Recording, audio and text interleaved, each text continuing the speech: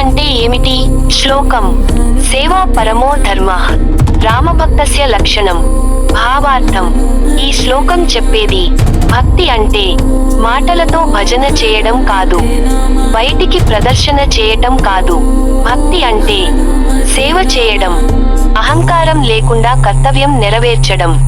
హనుమంతుడి భక్తి ప్రతిఫలం కోరలేదు, పేరు గొప్పతనం కోరలేదు. ఒక్కటే లక్ష్యం, రామకార్యం. అందుకే హనుమంతుడు ఆదర్శ భక్తుడు. హనుమంతుడు శక్తి ఉన్నా వినయంతో ఉన్నాడు, జ్ఞానం ఉన్నా మౌనంగా ఉన్నాడు, బలం ఉన్నా సేవకుడిగా నిలిచాడు. అతనికి నేను లేదు, నా కోసం లేదు, రాముని కోసం మాత్రమే ఉంది. అదే నిజమైన భక్తి.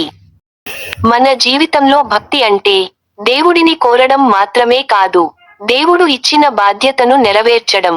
తల్లిదండ్రుల సేవ, పని పట్ల నిజాయితీ, ఇతరులకు సహాయం, ఇవన్నీ కూడా భక్తే. భక్తి మాటల్లో కాదు, భక్తి పనుల్లో ఉంటుంది. సేవ చేసే మనసే నిజమైన భక్తుడి గుర్తు. మీలోని భక్తుడిని మేల్కొలపడానికి లైక్ చేసి, సబ్స్క్రైబ్ చేసి జై హనుమాన్ అని కామెంట్ చేయండి.